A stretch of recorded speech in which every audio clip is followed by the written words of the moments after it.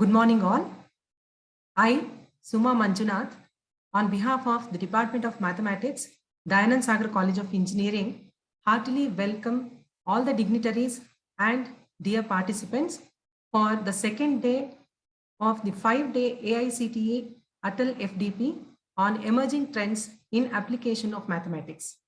Today, we have amongst us the speaker of the day, Dr. G. Jayalalitha, Associate Professor, Department of Mathematics, RB College of Engineering.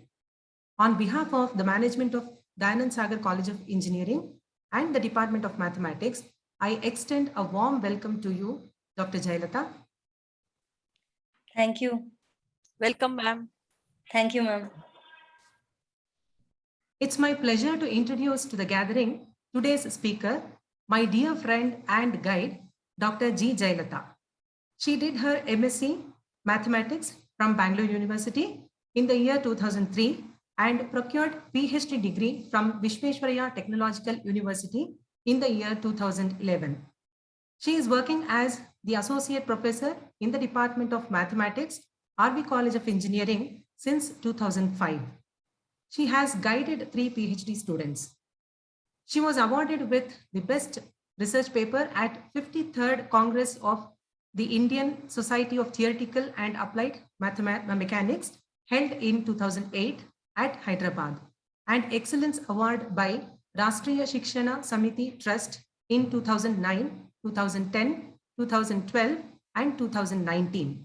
She has 10 journal publications and 10 conference publications. She has delivered about 15 guest lectures, invited talks at various workshops and seminars. I heartily welcome you once again, Dr. Jayalalitha. Thank you, Professor Suma. Thank you for the nice introduction. Thank you. Over to you. Yeah, I will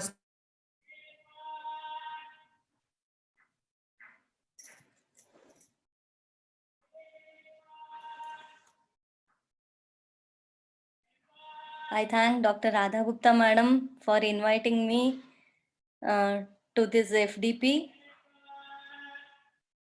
I thank Principal Dayanand Sagar College of Engineering and Dr. Geeta and Professor Suma. Can I share my screen now? Yes, ma'am. I'll be sharing both my presentation and MATLAB online. Can I turn off my video? Yes, that should be. Otherwise, there will be a delay because I'm using online MATLAB version. Okay.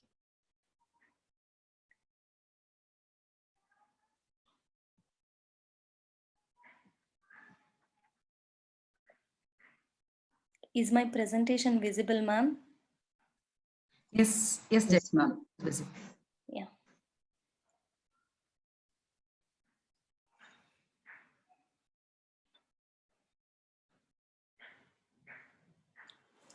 Good morning to everyone. In first session, I'll be discussing numerical methods and their implementation using MATLAB.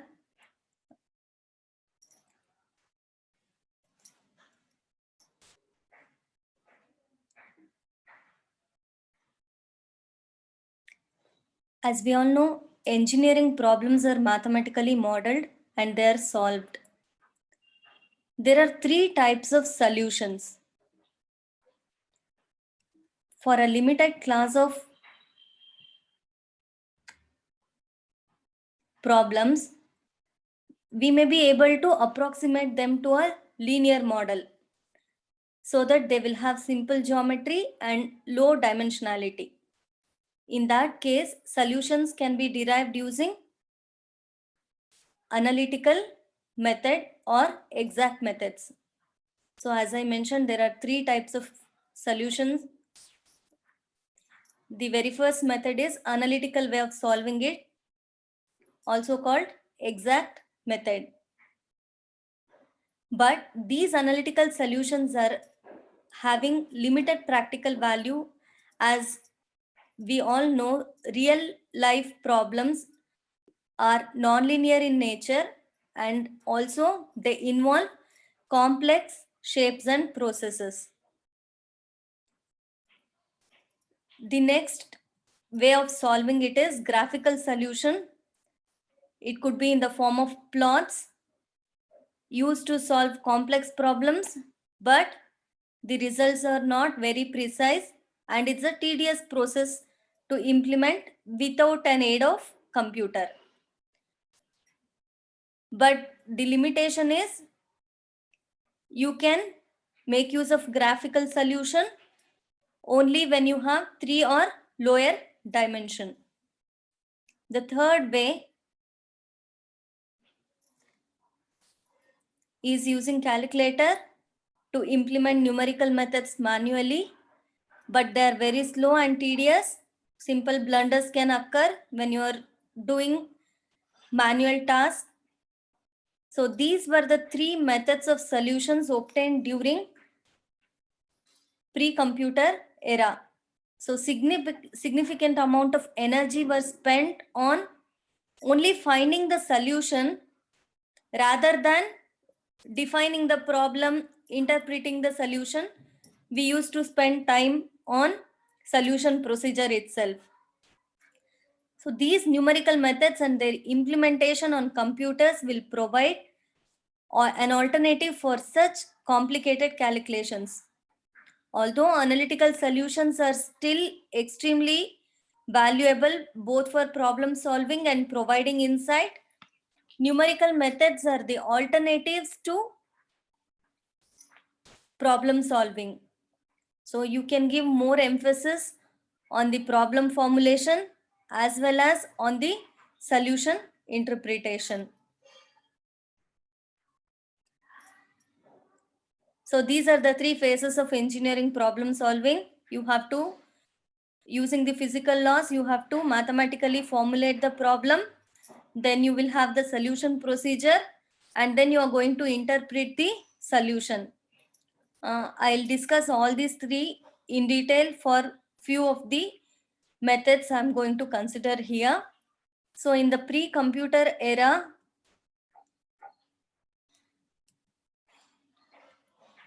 fundamental laws were explained briefly. Elaborate and complicated method of solution was obtained. And to interpret the results, in-depth analysis was limited due to time restriction. We would have spent most of the time on solution procedure itself rather than explaining the physical laws or interpreting the solution. With the advent of computer, there is in-depth exposition of relationship of problems to fundamental laws. And coming to solution procedure, there is an easy to use computer method. And this ease of calculation allows holistic thoughts and intuition to develop system sensitivity, and you can study the behavior of the system in detail.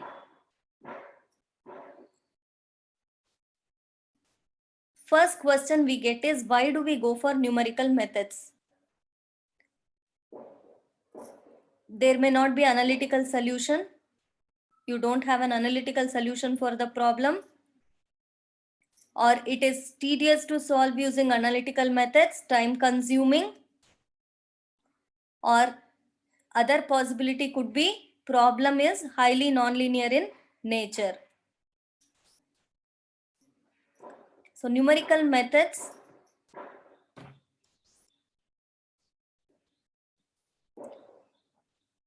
are extremely powerful problem solving tools.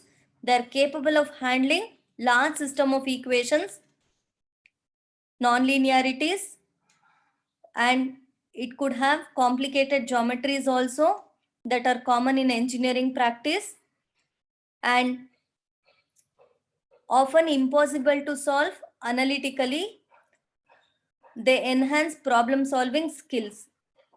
You would have come across packaged or canned computer programs which will involve numerical methods. But intelligent use of these programs is often predicated on knowledge of basic theory. Without knowing the logic behind how it works. You cannot directly use a canned program and try solving a problem. It will not give you a correct solution because you should have the prior knowledge of the subject and then only you can implement it. And many problems cannot be approached using these canned programs as well. You may have to write your own routine for which you need to have the knowledge about the problem. If you are conversant with numerical methods and computer programming, you can design your own program and solve problems without much dependent on expensive packages. So these numerical methods are efficient vehicles for learning to use computers as they are designed for implementation on computers. So these implementation of numerical techniques on computer and applying them to solve intractable problems will provide demonstration of how computer can serve professional development. Nowadays, you have to make use of the technology and make the students understand things in a better way, right? So making them visualize things, how the solution can be explained using these computational techniques. So knowledge and understanding are the prerequisites here. As I mentioned earlier, you may have a toolkit, but in order to repair a car, you should know how it works, right? So this is particularly true when using computers to solve engineering problems. Although they have great potential utility, computers are practically useless without a fundamental understanding of how this engineering system works, right?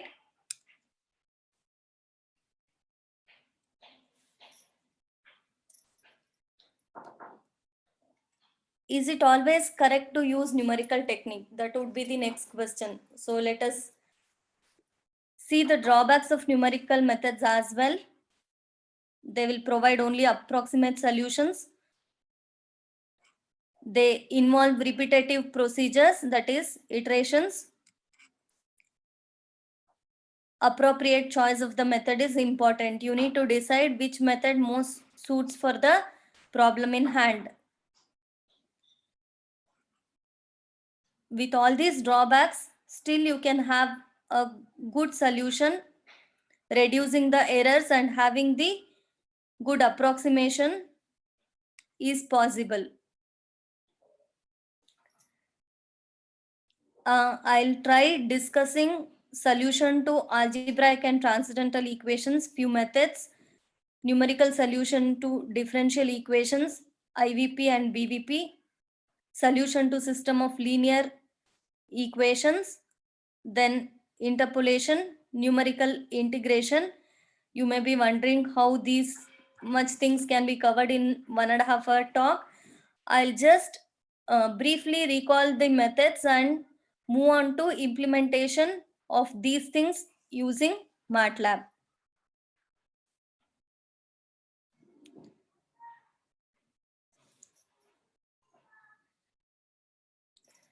Most of the engineering problems encountered will need a solution to an equation. So what is an equation? F of x equal to 0. Our aim is to find the value of x for which this f of x is 0. These solutions are called roots of the function f of x, or also called zeros of the function f of x.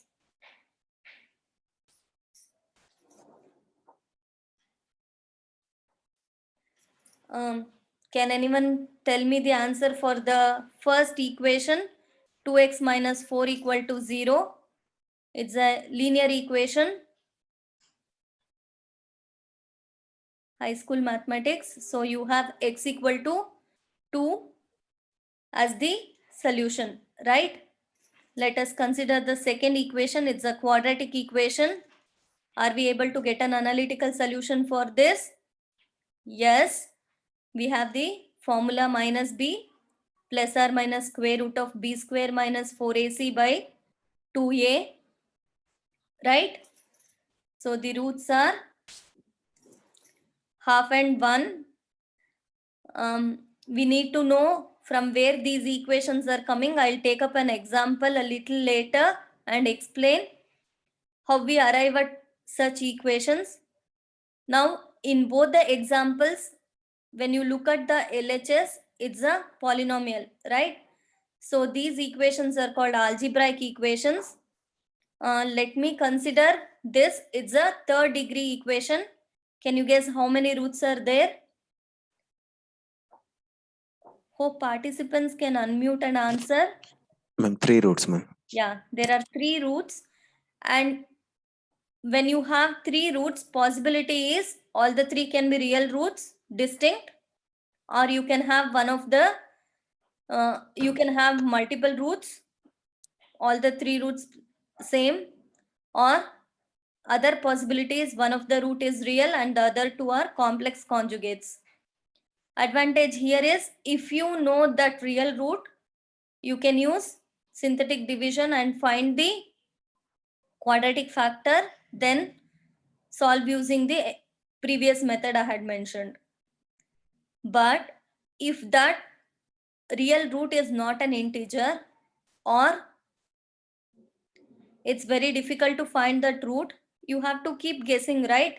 You start with 0, 1, 2 and so on, or -1, -2 and so on. If you are able to locate one of the root, then you can find the quadratic factor.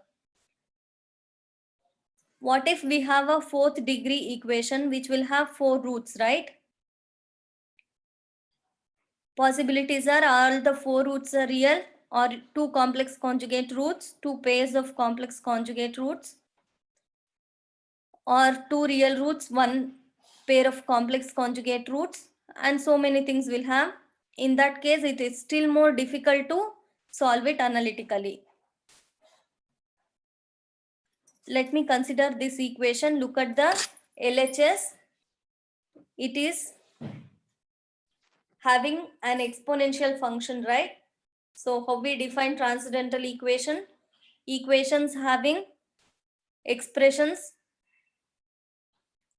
of the form exponential or logarithmic or trigonometric sine or cosine functions, they are called transcendental equations. Are we able to solve them analytically? Rarely analytical solution exists. So first 2 methods what I use to solve in getting these roots, they are called the direct methods.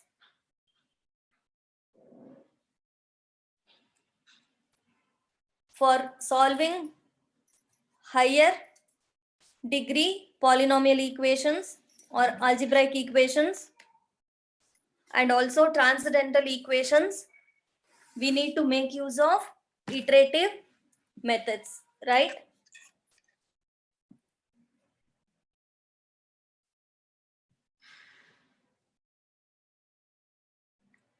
You would have all come across intermediate value property. This is also called as locating the root. So if you have a continuous function f of x, which is defined in the interval a comma b, such that f of a and f of b have different signs, you will be able to get at least one real root c between x equal to a and x equal to b, right?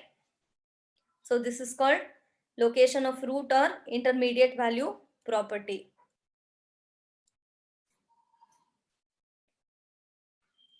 Next, coming to iterative methods of solving these algebraic or transcendental equations, we have few bracketing methods and few open methods. Let us recall what is a bracketing method. It determines successively smaller intervals called brackets that will contain the root. It's based on the intermediate value property which I mentioned earlier. Open methods begin with an initial guess of the root and then improving the guess iteratively. Open methods usually require single starting value. Some methods will have two starting values, but they need not satisfy intermediate value property. So let us recall the methods. You would have come across bisection method, Regular-Folsey method, their bracketing methods. Then you have secant method, Newton-Raphson method, fixed point iteration method, Base-Stokes method, Muller's method. They're all open methods. So bisection method is nothing but interval halving using intermediate value theorem. So you have an interval which will contain the real root. You can guess.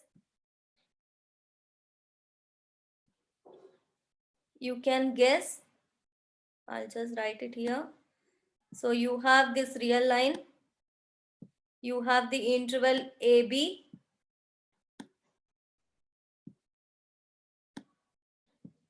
So this is your A, this is your B, which will contain the root. What we are going to do, we are going to bisect, take the midpoint C, and then check whether f of A and f of C are of opposite signs, or the other way, f of C and f of B are of opposite signs. Then we take that smaller interval which will contain the root. Say if it is this, again bisect this. Let me call it as, say, some D. Just verify the intermediate value property. Then if say I have the root here, what you are doing exactly? You are dividing the interval into small intervals so that finally it will converge to the actual root, right? If f of at any point, if that itself will become 0, it is the root of the equation f of x equal to 0. This is how we find the root of the equation. Disadvantage is this iterative procedure. If you have an interval which is very large, in the sense that to move towards the exact root, you may need more number of iterations here. Next, we have what is called as Regular-Folsey method. Here the curve y equal to f of x, shown in this blue line, will be replaced by a chord that will pass through the points A and B, initially taking the root as x0. So you have this chord drawn. Finally, using the procedure, that chord moves towards the actual curve, and finally you will, this is the root, right? Geometrically, root of an equation is nothing but the point where the curve cuts the x-axis, right? So we have these methods to locate the real root of the equation. Next, we have secant method. This is an open method which will use a formula similar to Regular-Folsey method, but you need two initial approximations, x0 and x1. They may not follow the intermediate value property. Next, we have Newton-Raphson method. This requires only one starting point, and then geometrically it is nothing but you have a continuous and differentiable function which is approximated by a straight line tangent to that curve, right? So you start with x0. And one more thing is, disadvantage of Newton-Raphson method is it's very much sensitive to the initial value. If you take a value very much away from the actual root, it may diverge also. There is a possibility. And we have fixed point iterative method. Before that, using Newton's method only, we have few formulae to find multiple roots and complex roots as well. Then we have fixed point iterative method. Given an equation f of x equal to 0, we are going to rearrange this equation in such a way that x is equal to g of x. This itself will serve as the iterative formula to find the actual root of the equation f of x equal to 0. Let us see what is it geometrically. So first iteration would be x1 equal to g of x naught. Second iteration would be x2 equal to g of x1 and so on, xn equal to g of xn minus 1. So here such a rearrangement should satisfy the condition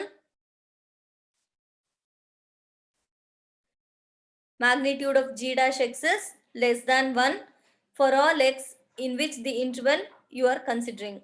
So if a comma b is the interval, then magnitude of g dash x should be less than 1 for all x in this interval a comma b. I'll just show geometrically what do you mean by x equal to g of x rearrangement. One is x, that is y equal to x. It's a straight line passing through the origin, making an angle 45 degrees. The other one is a curve y equal to g of x. So this is the curve. It is satisfying this sufficient condition for convergence. So if you just observe, we have started with a root x naught. It proceeds and this is called spiral solution. So you finally you will arrive at the actual root, which is nothing but point of intersection of this straight line and the curve y equal to g1x. Similarly, in the second case, for this curve, we have x naught here. It takes a staircase solution. I have two more examples wherein it will diverge.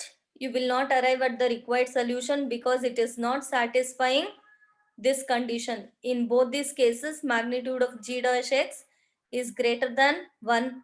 So the solution is diverging. You have started at x1. Finally, you have ended up with x2 here, which will again start diverging, moving away from the actual root. Similarly, in this case, it's moving away from the actual root, rather converging. Reason being, this condition is not satisfied. Hope you are able to follow. If you have any queries, you can just unmute and ask.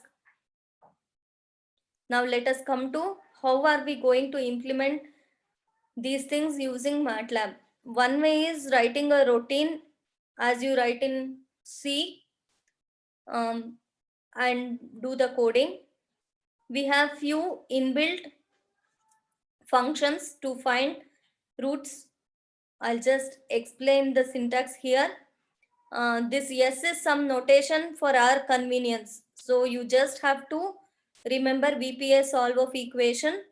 This every function in MATLAB has to be written in parentheses. Arguments should be written in parentheses. So this is your function. VPA solve is your function. EQN is an expression. It's an equation. So it will numerically solve this equation. For the variable, you need to declare the variable using the symbolic variable. Symvar is nothing but symbolic variable. So this is the basic code. You can use VPA solve equation comma var. You can specifically write variable name as well. You can include initial guess as well. See this VPA solve equation, if you are using it for an algebraic equation of say 4th degree, in that case it will give you all the 4 roots. If you are giving the initial guess, it will give you the root very near to that initial guess. Only one root will be obtained using this. Then we have, you can provide an interval instead of initial guess as well. So this will be like your bracketing method. You are giving an interval in which the root lies. So in this case, again, you will be returned with only one value provided there are no multiple roots inside this interval. So these are the basic codes. And one thing is, you need not have to mug up these codes. I'll just go to MATLAB window. Hope every one of you have created account in MathWorks. No problem if you have not installed. I had sent the installation procedure, I think a day prior to the workshop. If you have not installed, if you have the MathWorks credential, you have to have it with your Gmail account. So you can just open MATLAB online.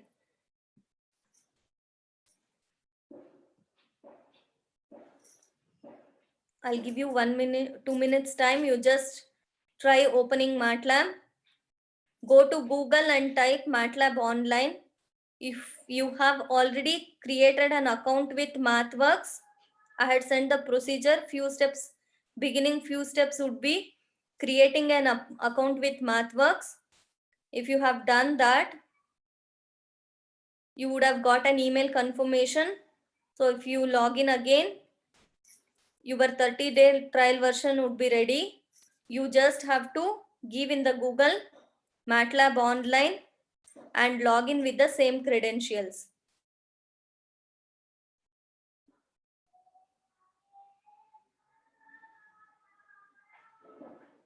Have you opened MATLAB?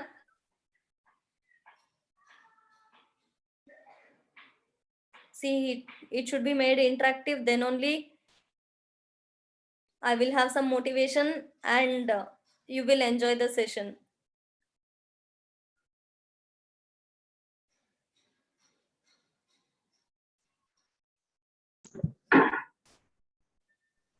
Excuse me, ma'am. Yes.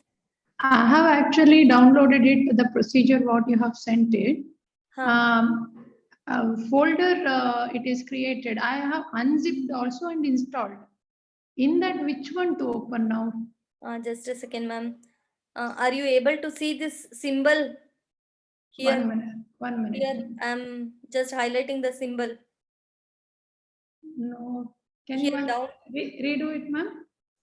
It is here, ma'am, down. Down. Because if I click on that, it will open again. On your desktop, this symbol would have been created. Just open your desktop, ma'am. You will be able to see this icon on the shortcut icon on the desktop. You can open with that. Or if you remember your credentials, you just give in the Google MATLAB online. Okay, 1 minute, ma'am. I'll check. That would be easy. Yes. It is there on my desktop. Thank you, ma'am.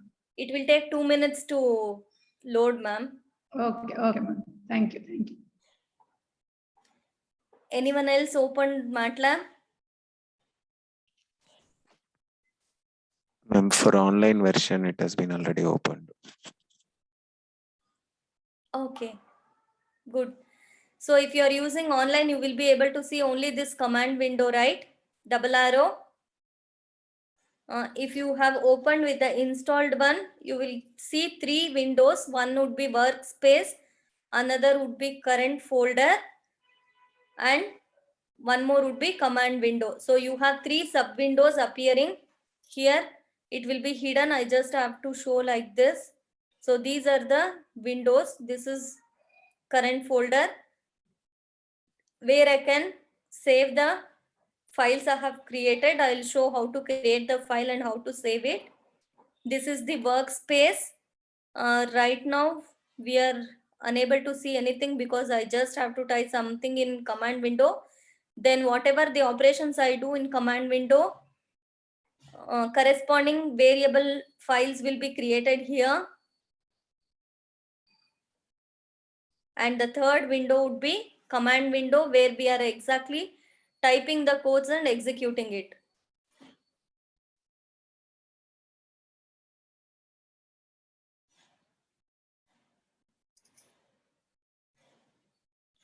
Hope everyone is able to open it. By the time you open, I'll just show simple ones. It does work as your calculator works. I just take few commands.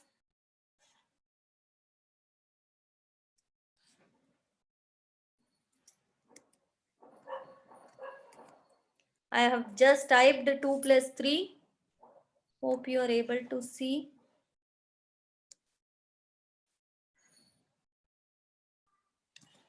Press enter. It will show the answer. So the expected answer is 5. We have got that.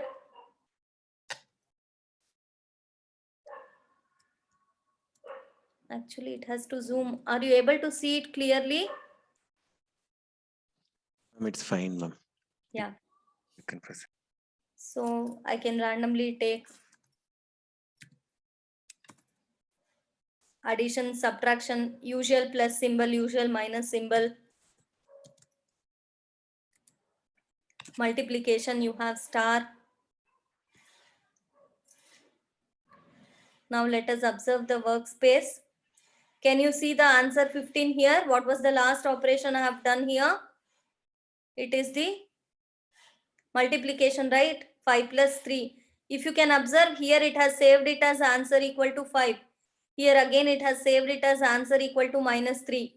Here it has saved it answer equal to 15. That means every time I am creating one matrix here and I am saving this value 15. If you can see, it's 1 cross 1. In MATLAB, whatever the operations you do, final answer will be stored in the form of a matrix. That's why the name Matrix Laboratory. That's MATLAB. So now, every time if I keep performing such operations, my answer will not be stored anywhere, right? So what I can do is I can just create a variable with the variable name A. I've taken A equal to 2. Now I'll define another variable B equal to 3, but I put a semicolon at the end. Can you just tell me what happened? In the previous case, A equal to 2 is displayed, right? In this case, B equal to 3, I had put a semicolon at the end. Now I have pressed enter. It has come here.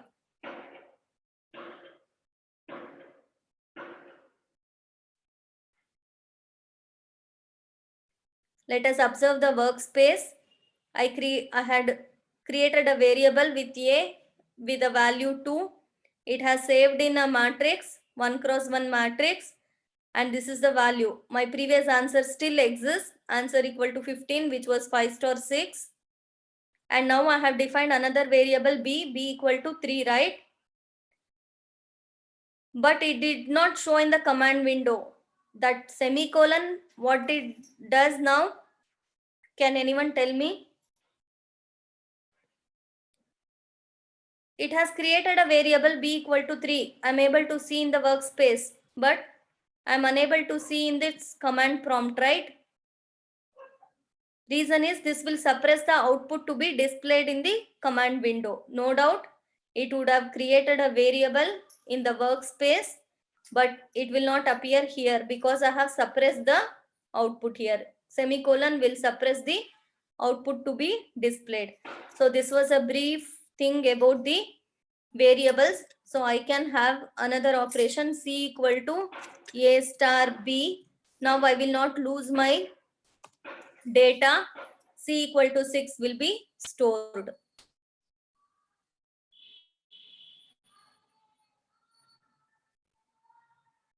Done.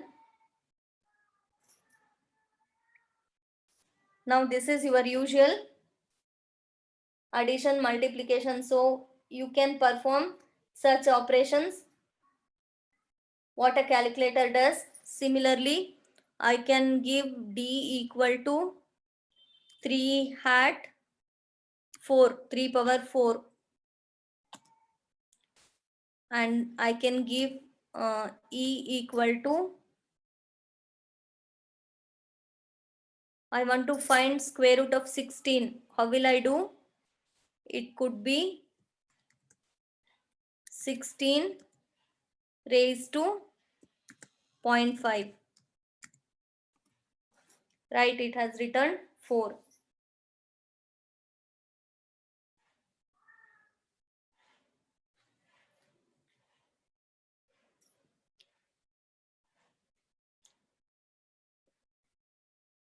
We can try with division as well. 8 divided by 4. I have another operation 4 backslash 8. It does same as the previous one. So this is left division and right division. You can quickly try these things.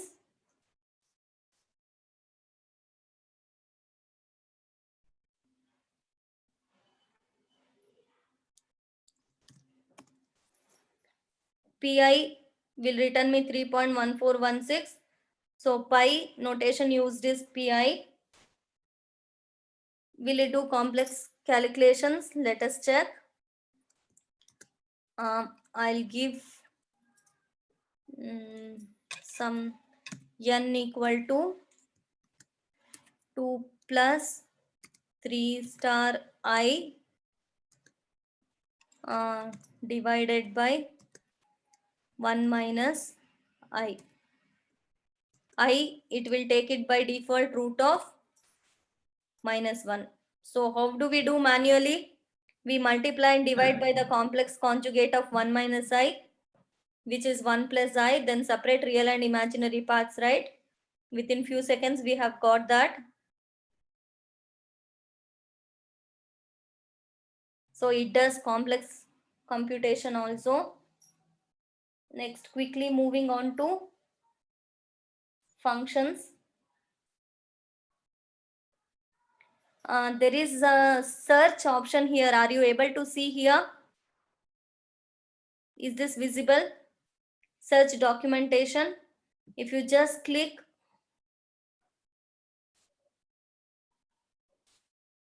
functions, it will open the functions, or directly you can give a name.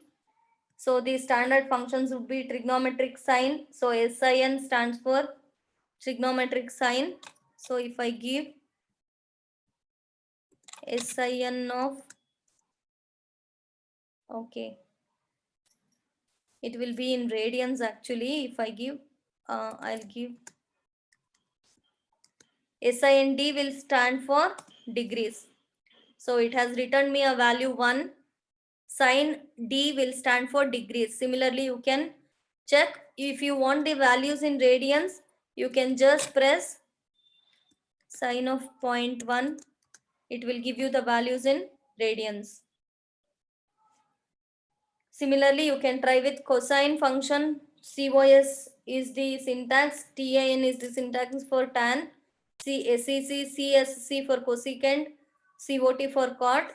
I'll try with EXP of 1.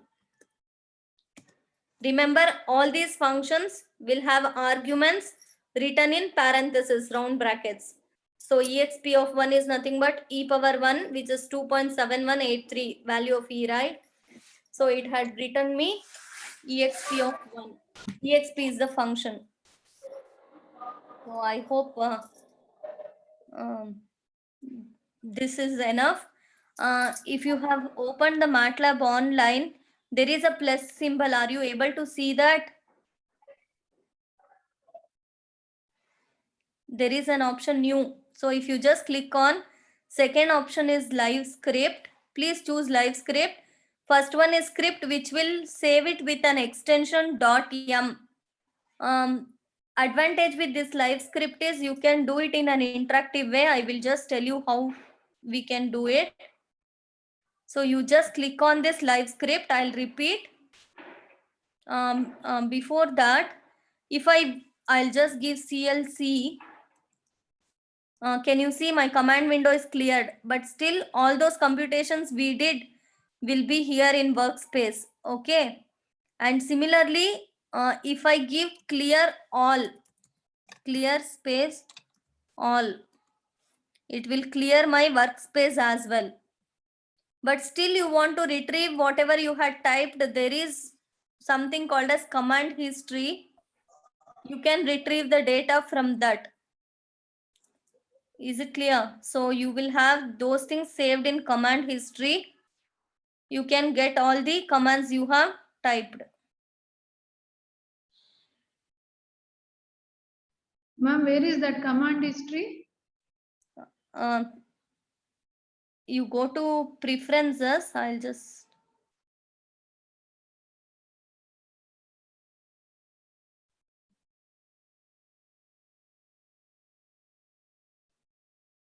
Here you have preferences, right?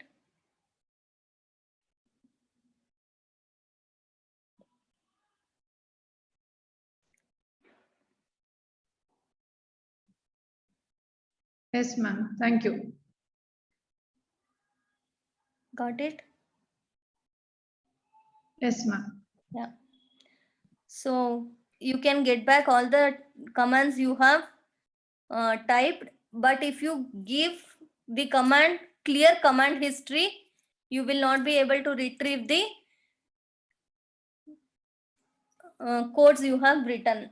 So, but you cannot keep on typing in the command window, right? You need to store it in some place. So we have what is called as editor in the earlier versions, wherein we used to type the codes there and save it. When you run that, it will be shown in the command window. Solution will appear in the command window. Now, 2016 onwards, you have something called as live script, wherein, as I mentioned, you can just click here. It will open a new, it has opened here, new live script. You will get a gray box wherein you are going to type. You can go to text mode. Just choose live editor here. You can change it to text and type. So I'll just say solve. You can use LaTeX equation and you just you can type, or you can use a snipping tool and get the equation copied here, get the question copied here. This is an interactive way of doing it. So you can teach your students by having such files and you can execute. So let's go back to roots of equation. So after you type the code, say I'll give a equal to 2, you will have the option save. It will ask what name you are going to give. I'll just give FDP.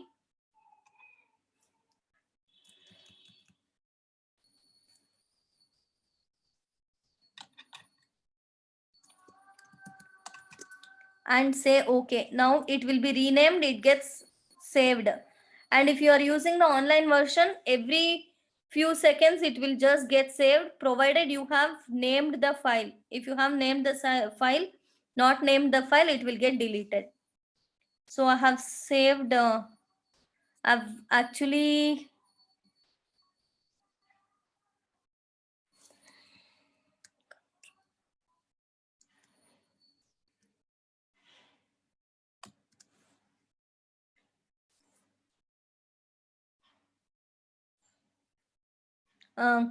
copied the command here. What was the first question? I'll just go back to my PPT. Yeah. Now we need to know why we need to find roots. What is the scientific and engineering interest? When we teach our students, very first question would be, where are we going to apply this? Every mathematics teacher would have come across this. Let me take a very simple example. It could be of some +2 level. You need to cut a rectangular sheet with one of its sides given to be 1.25 meters longer than the other side and area being 0.875 meters from a thin iron sheet. What will be the length of the smallest side? So area has been given. It is given that one side is 1.25 meters longer than the other. So we just have to denote one of the side, smallest side, which is the unknown here, to be x. So length of the larger side would be x plus 1.25, right? So when we talk about area of the rectangle, it is length into breadth. So x into x plus 1.25. So we have arrived, we know the area, which is 0.875, and this is x into x plus 1.25. When you simplify this, you arrive at this quadratic equation. This is a very simple example, just using which we can make the students understand how we are going to arrive at such equations, right? Now, no doubt you can have an analytical solution. I'll just try coding it. If you are using symbolic computation, in that case, you have to declare it as a symbolic variable. Now my equation will have x square plus 1.25x minus 0.875 equal to 0, right? So in that case, I have to declare it as a symbolic variable. I'll just show one simple example before I proceed with this.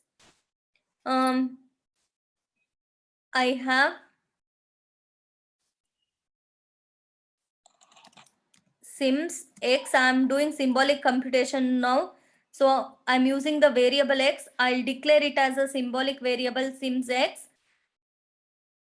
And then I will type exp of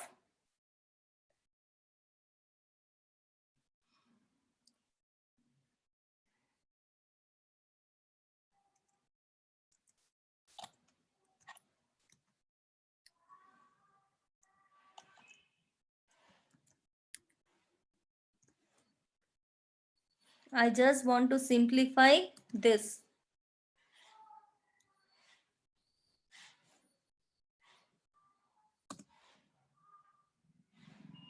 Yeah, just a second.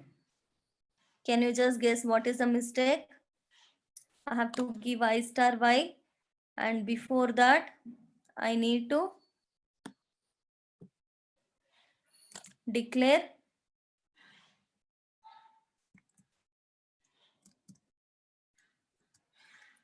sims y. Y is also a symbolic variable, right? Now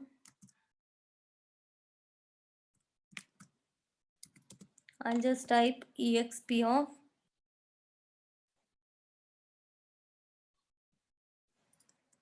you can use arrow keys. You will arrive at the expressions. So I have to give simplify.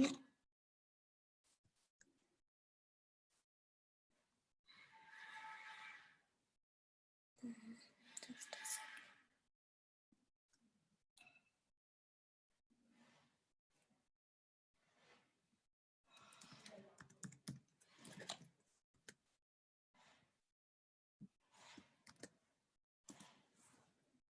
Okay, it has to separate real and imaginary parts. Okay.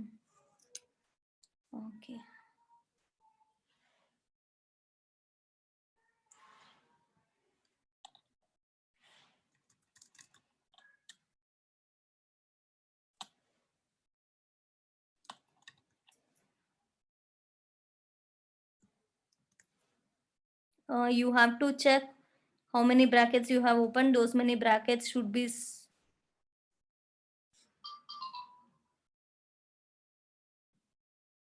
okay. It is taking it as 1y and simplifying.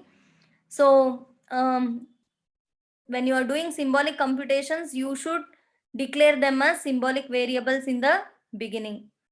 So I have taken sims space x, declaring x to be the symbolic variable, and the syntax was VPA solve x square plus 1.25x. So you need to put a star here.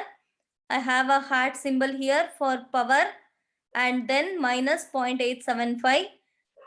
Inside function, you have to give double equal to 0, comma x. It's a simple code. Please try. Declare it as sims x, VPA solve x square plus 1.25 star x minus 0.875.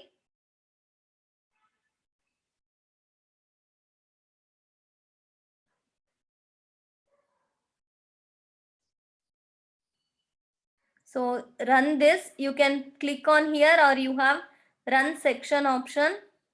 So run this.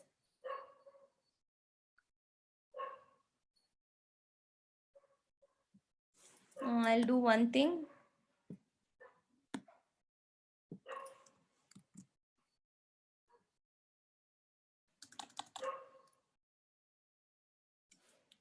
So I have gone to code mode.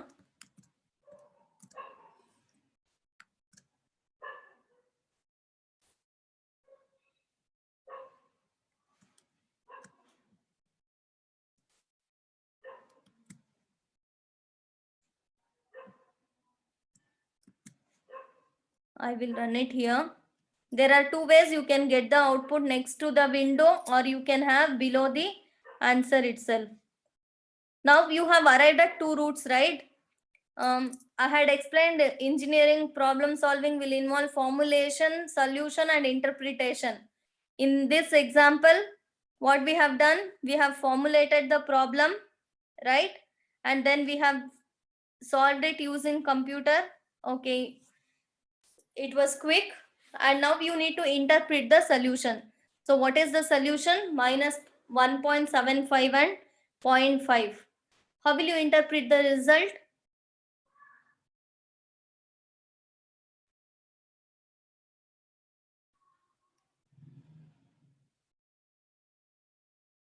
I need the length of the smallest side, right? I've got two values now. How will you interpret the result?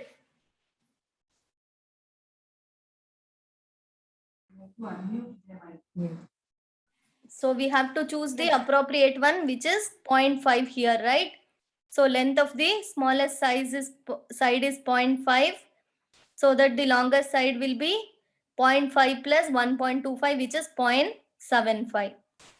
So this is how analysis can be made quickly.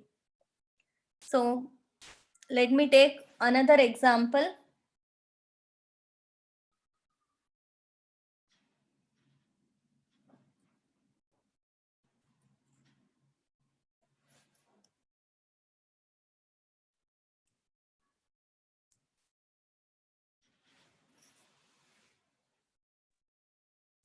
The concentration of pollutant bacteria C in a lake decreases as per the model. So they have arrived at a model C equal to 70 e power minus 1.5 t plus 25 e raised to minus 0.075 t.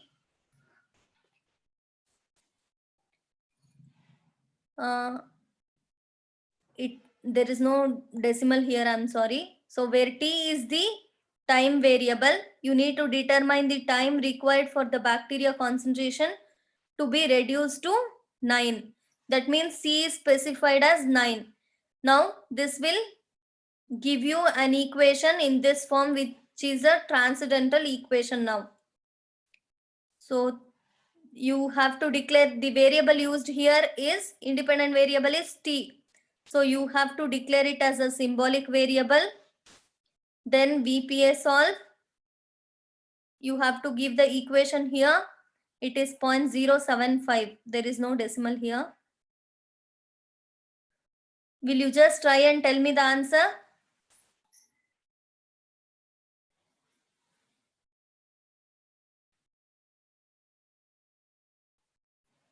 Can anyone try and tell me the answer?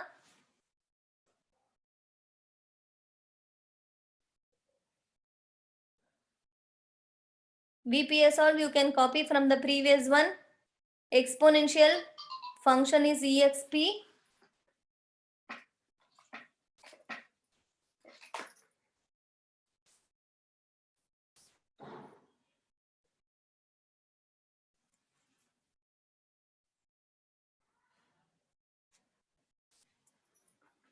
You need to give a star between 70 and e power minus 1.5 t. Even 1.5 into t is product.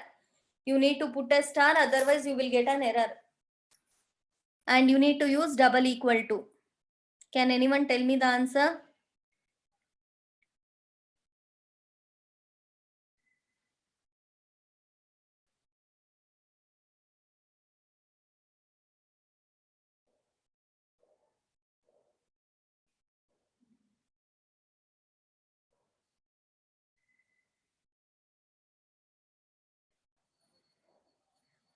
So I need to do the second problem here.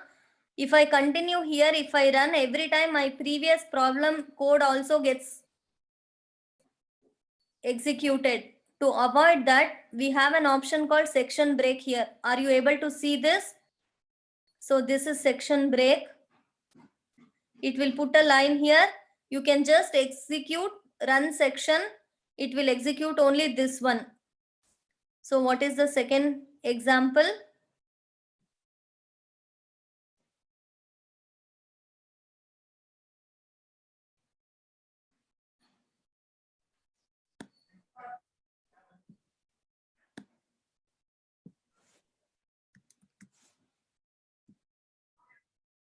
I'll just put it here. If you run here, it will run only this section. Remember, I have defined t as the symbolic variable because in my equation, I have the variable t. Now the answer is 13.622.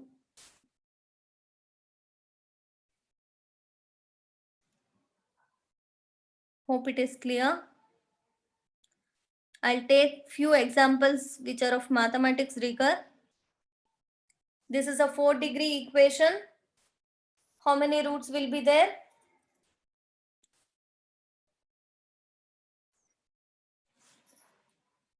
There are 4 roots, right? Will you just try? This will be a very simple code.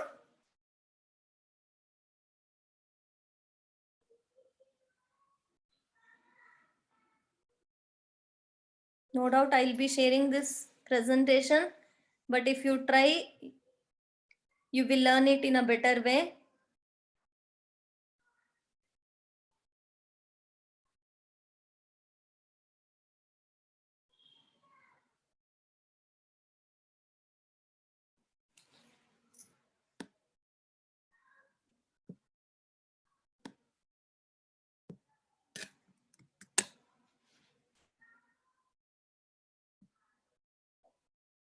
You need to give a section break.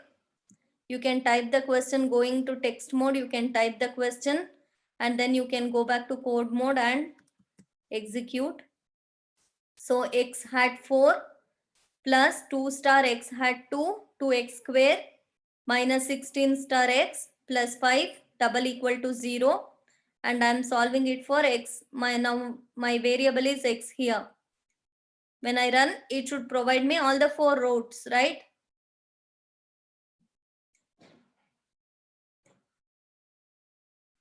These are the 4 routes.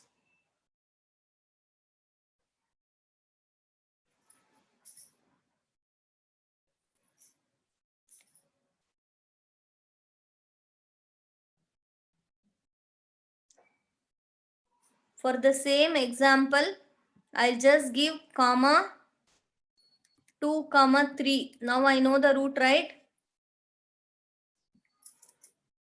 What happened? It has returned me only one root, right? What happened with the other roots? Here I have specifically asked for a root that will lie between 2 and 3. There was only one root with this, right? Otherwise, if I just give x, it will return me all the 4 roots.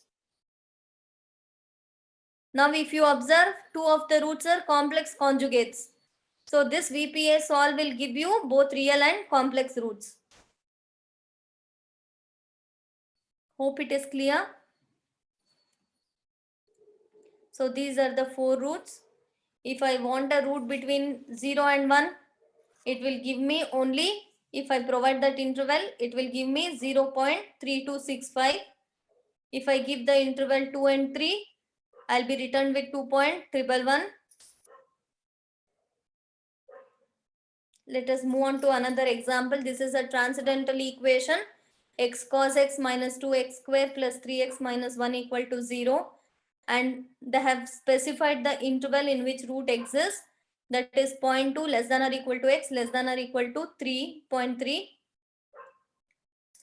You just have to replace the equation with x star cos of x. Remember, when you are giving cosine function, it's a function. Its argument should be written in round brackets. If you don't give this parenthesis and just give x, you will get an error. You can make mistakes and learn, not a problem.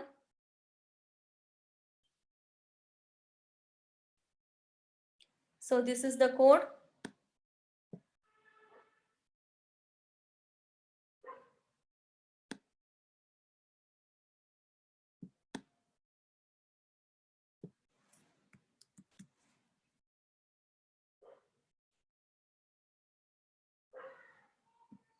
Give a section break. Run.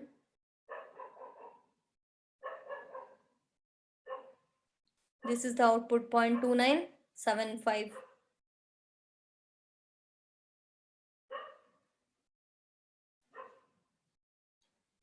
Hope it is clear. See, I have made it clear. I've changed the font so that you should understand it's a code and this is answer. I've pasted it as an image. This is my question. I have used a different font to question and code so that you can differentiate the two. Let's take another application example. You have volume V of a liquid in a spherical tank of radius R related to depth h of the liquid by V equal to pi h square times 3R minus h by 3. You need to obtain the roots of the equation which give height h to which the dipstick immersed is wet with liquid, given that R equal to 1 meter, V equal to 0.5 m cube. It is clearly mentioned H is the unknown in the equation. You have to substitute for V here and R, then get an equation, polynomial equation in terms of H. So will you just simplify? I have the simplified equation here. H cube minus 3h square plus 0.4775 double equal to 0. You have to solve it for H.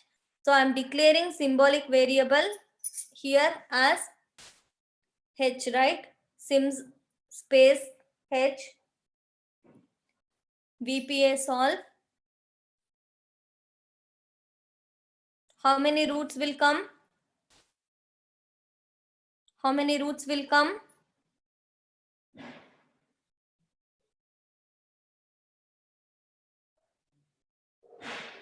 How many roots are there? It's a cubic equation.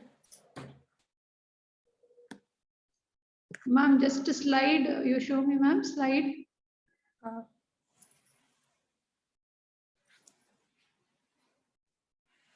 Minus.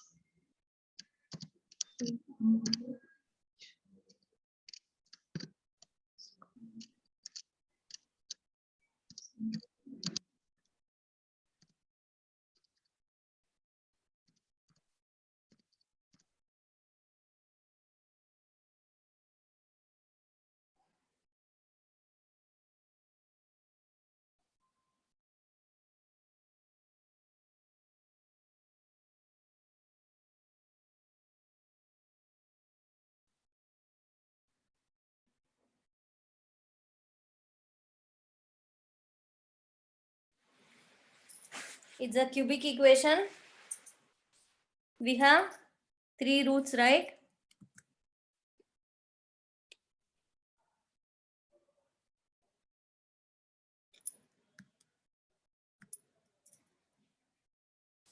It should return me 3 roots, right? Yes, When you look at the roots, all the 3 are real roots. real roots. So what is the conclusion?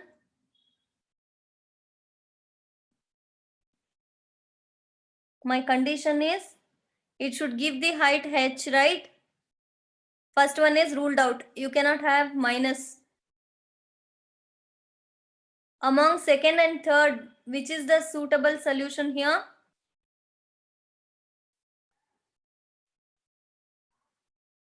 What is the radius of the sphere? Spherical tank here? 1 meter, right? What will be the diameter?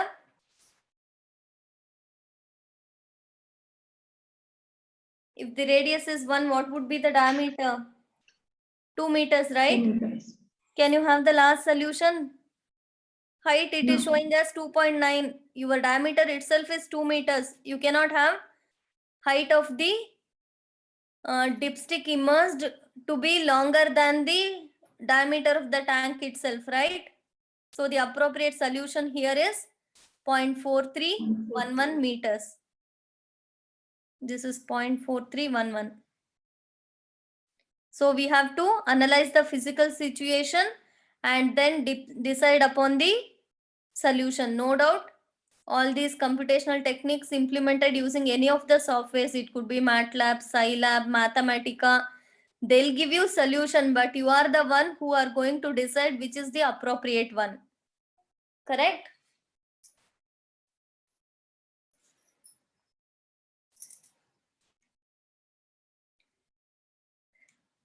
Done. Shall I move on to next method?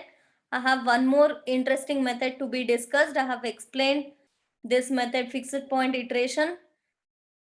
I have taken an example for this. You can write a routine wherein it will choose the function x equal to g of x by itself. But it is better to give the equation in the form x equal to g of x so that the condition for convergence is satisfied. So you are going to rearrange this equation in the form x equal to 5 minus x cube by 5. Using this, shifting the rest all terms to other side, you have a iterative formula x equal to g of x in the form with g of x 5 minus x cube by 5.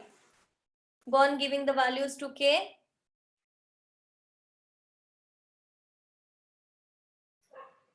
Now let us see what is the MATLAB code.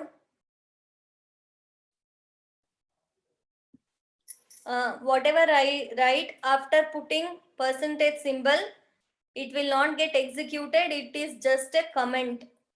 I need to write what exactly I'm coding, right? So I have given the title as fixed point iteration method for finding root of the equation. So whatever is written after percentage will not be executed. And they have specified the initial approximation here as 0.75. The CLC is to clear the command windows. Clear all. If any previous variables are defined, it will clear it. You can use X as well. I have just used Z. Initial approximation is given to be 0.75. Let us say we are computing 20 iterations. So n equal to 1 to 20.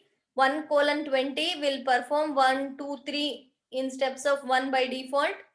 20 iterations. So n is taken as an integer here. And this is the iterative formula. Z of n plus 1 equal to 5 minus Zn cube by 5. So you can give an increment. Now x of n will store Z of n plus 1.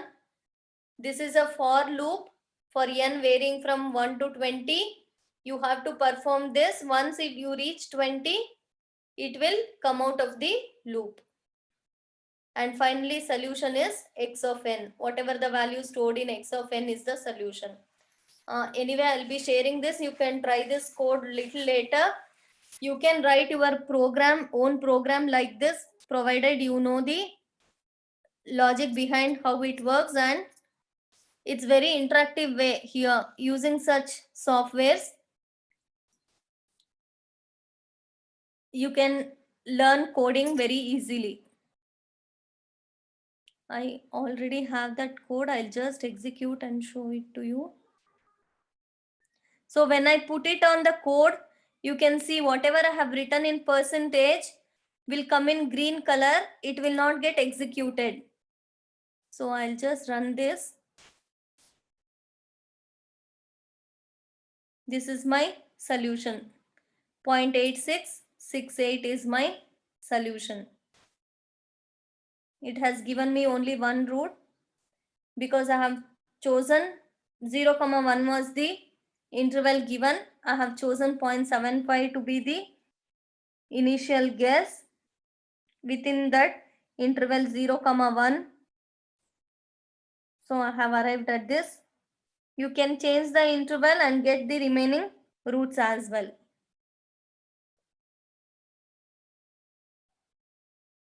Hope it is clear. If you have any queries, you can ask.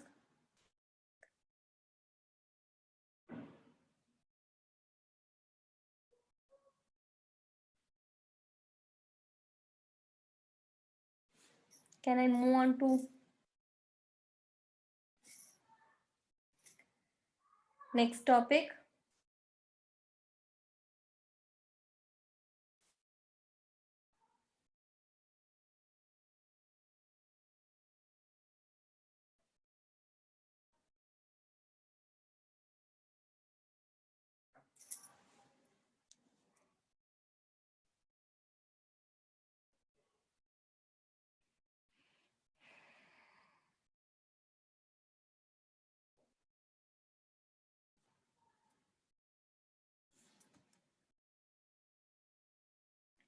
So next topic I will be considering is numerical solution to differential equation.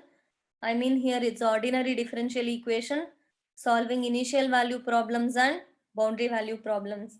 In yesterday's session, Sir has elaborately discussed on differential equations, IVPs and BVPs.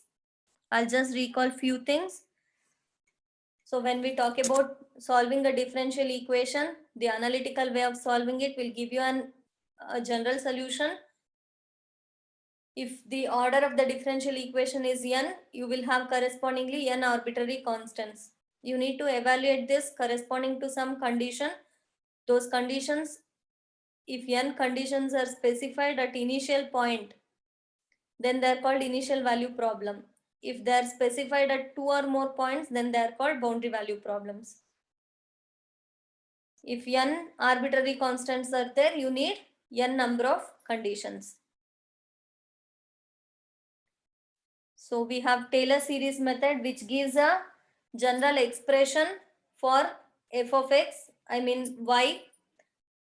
Solving a differential equation of the form dy by dx equal to f of xy is nothing but obtaining a relation between the dependent and independent variable. Independent variable would be x, dependent variable would be y. So it gives a general expression for y in terms of x. Go on giving the values to x, you will get corresponding y. Disadvantage is it gives you approximate solution where error is more. There is no bound, right? So the problem with this method is you can find y for any value of x, but accuracy will be less. Next we have Euler's method, which is improved by modified Euler's method, and then Runge-Kutta method of second and fourth order. Then we have predictor corrector methods. To name a few, Adam Bashforth or Milne's predictor corrector methods. So let us see how are we going to implement these using MATLAB. I'll just directly take you to MATLAB thing. So let us recall what we are doing here is we are trying to write a code for the function dy by if I'm talking about first order equation,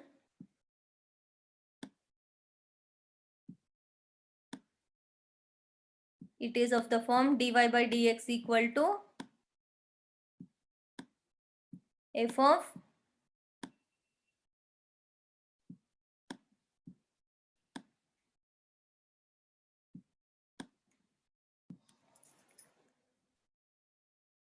so I'll just tell you, I have instead of x, the variable taken here is t. You can use any notation for the independent variable. So square bracket t comma y, and the function here is ODE 45. ODE 45 will have the arguments ODE function, which is f of xy given here, t span, which is the interval t0 comma tf, initial comma final, comma y0, that is the initial condition. I'll take up examples and then you will understand it in a better way. Then we have ODE 23. So it is, first one was a medium order method, second one is a lower order method. Both will correspond to non-stiff differential equations. Then we have two more routines, that is ODE 113 and ODE 1115s.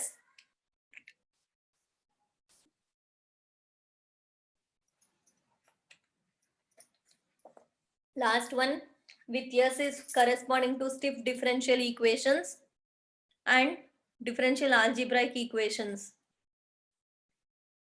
So this is how we define a stiff differential equation. Equation of the form as I mentioned just now, y dash equal to f of ty. It will be stiff if its exact solution will include a term which has a decaying nature, exponentially decaying to 0 as t will increase. Example could be e power minus ct with c large, positive constant. So the kth derivative will have a factor c power k, so that the derivative will decay to 0 much more slowly than e power minus ct when you decrease t. So let me take up few examples. First, I will take up few examples of mathematics rigor so that you understand it in a better way. Then we'll move on to application examples. I have an initial value problem IVP dy by dx equal to 2y plus 3e per x. Let us recall why do we need numerical way of solving ODE. You would have studied when to solve first order differential equation, you would have studied variable, separable, homogeneous, linear, Bernoulli. Is there a way, analytical way to solve this? I mentioned this is just mathematically to get a feel of numerical method. This equation has an analytical solution as well. You can solve it analytically and check. You may have come across variable, separable, linear, homogeneous, Bernoulli, exact, and so on to solve first order equations. But if the differential equation is highly nonlinear or it is tedious to solve using analytical methods, we go for numerical way of solving it. This is a good example.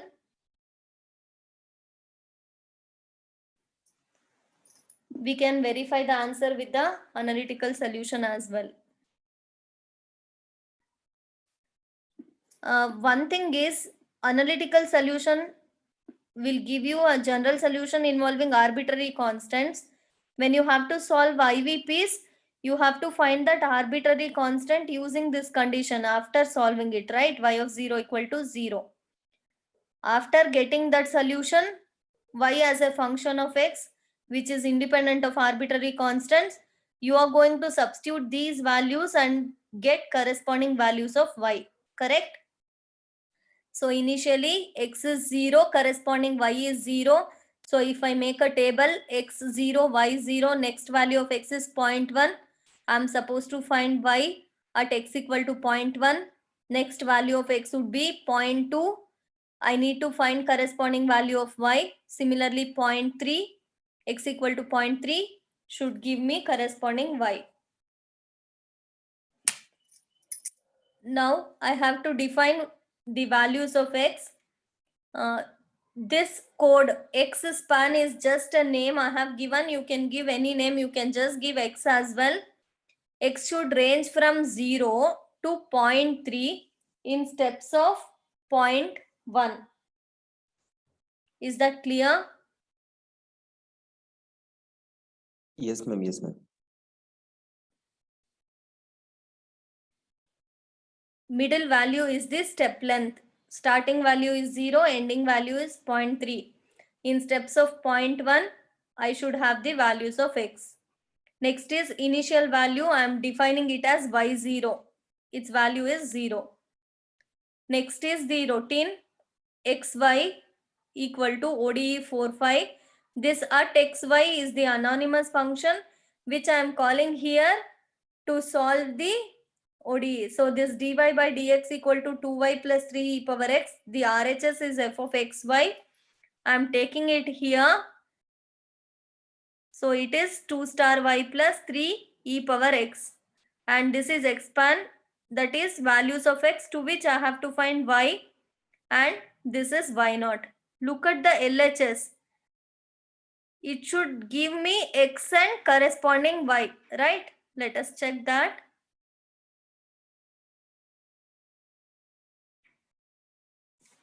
So I'll just take this.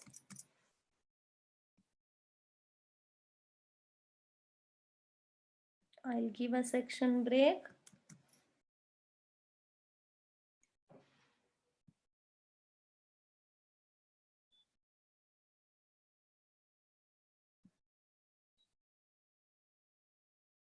Are you able to see?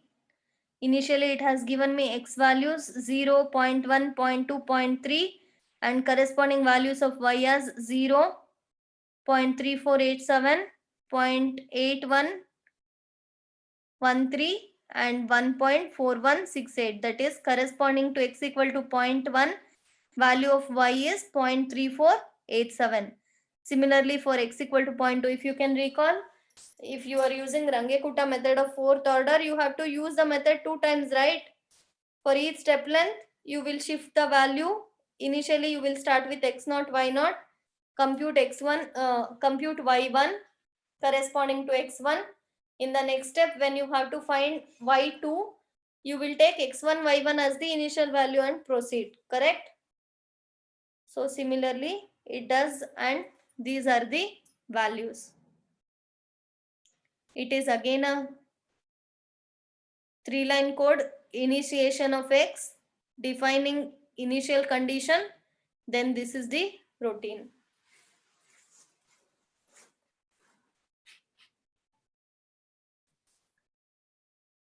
Shall I move on to next example?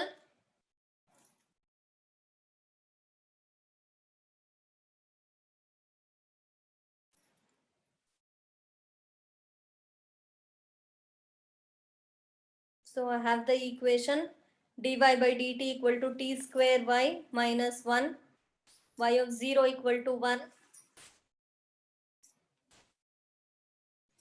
I just want to see the solution also, so that I can analyze the solution easily. What is the nature of y here? Okay, I'll just go to MATLAB code. You can just note down this question, and t has to vary from 0.1 to 0.4. Obviously, with step length 0.1, you can reduce the step size also. You can make it 0.05 so that you will arrive at more number of points. I have tried visualizing the solution here using the plot function. I'll tell you the advantage. Can you comment upon nature of the solution? You can easily type. T span will be, see, you can use the arrow keys. It will give you the command already you have typed if you are doing it in command window.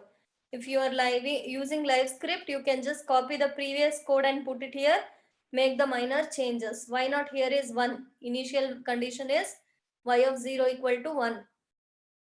And the equation RHS is t square y minus 1. I want to plot t comma y. Command is p small plot. You need to have parenthesis for every function. T comma y is the argument. Whatever is written in single quotes, it is the design required here to display the plot. That curve should have circles put corresponding to these t values. That is what it means. You can change the design to dotted lines, dash dot lines, and so on. You can even use star to display those points. Here I have used dash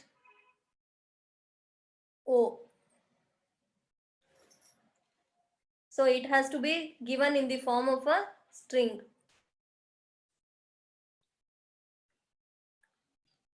So how will you analyze the solution? When x varies from 0 to 0.4, it is decreasing, right? There is a linear relationship when we observe. So solution is of the form y equal to ax plus b. Slope being negative, right? So it is good to use plot command and show the plots wherever possible so that students understand it in a better way. Visualization is more effective rather than writing it and explaining it. Correct?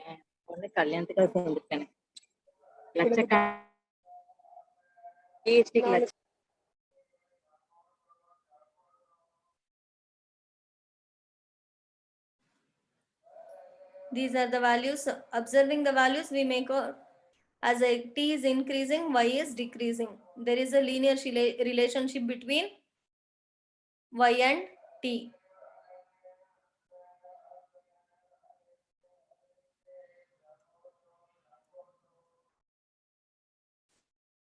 Now, I'll take few application examples and we'll try coding it.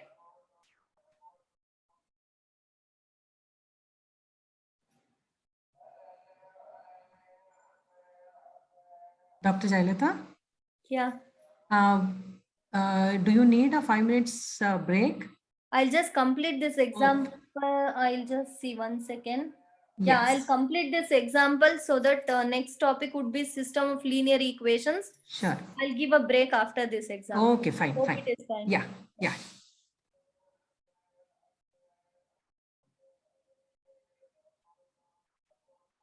So a 1,500 gallon tank initially contains 600 gallons of water with 5 lbs of salt dissolved in it. Water enters the tank at a rate of 9 gallon per hour, and water entering the tank has a salt concentration of 1/5 times 1 plus cos t.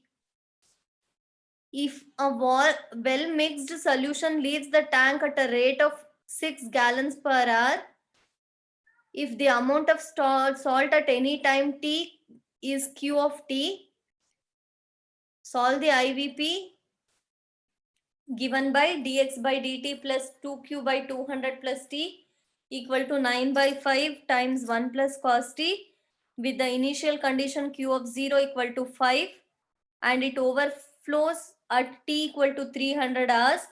How much salt is in the tank when it overflows? So your t corresponding to which you need to find q is 300 hours. We are starting with 0, right? So what would be the code? So we can take it as 0, 150, 300, a step of 150. Initial condition is q0 equal to 5. Instead of x and y or t and y notation, you have t and q here. Your dependent variable is q. So you have ODE 2, 3.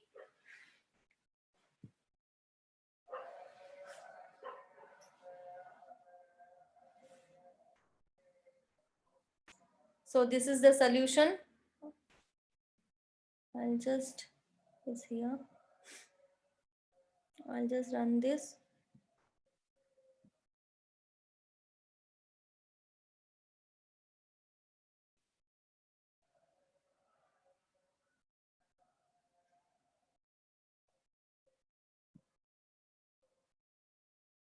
Yeah, you have the solution here corresponding to t equal to 0, 5, which was given. Now corresponding to t equal to 150, amount is 171.18. Corresponding to 300 was asked, it is 279.7639. So that is the amount of salt concentration.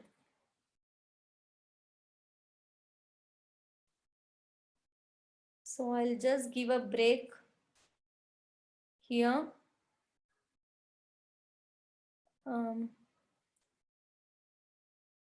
Hope 5 minutes is sufficient so that I can cover more topics. Yes. So I request the participants to take 5 minutes break and log in. Again, we'll continue the session, second session at 11:40. Thank you. Excuse me, ma'am. Yeah. Here, the code T and Q variables we used. Correct. So Q, no need to assign it. I'm getting error that it is not defined. Which is not defined. Like T span, we have defined it. What about capital Q? Capital. Is it not required to declare? No, ma'am. It is dependent variable. You need not have to define. It is dependent Okay. on T. If you have defined T, no need to define Q.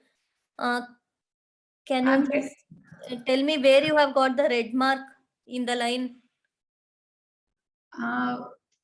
They have given it a comment that unrecognized function or variable Q. Ma'am, you just check whether you Ah. have used same Q everywhere. Okay, Nowhere ma'am. it is small q. Okay, okay. Thank you, You thank just you. check, ma'am. Okay, ma'am, thank you. You can send me the screenshot. I can check the. Okay, ma'am, once I'll try it. Yeah. Thank you, ma'am.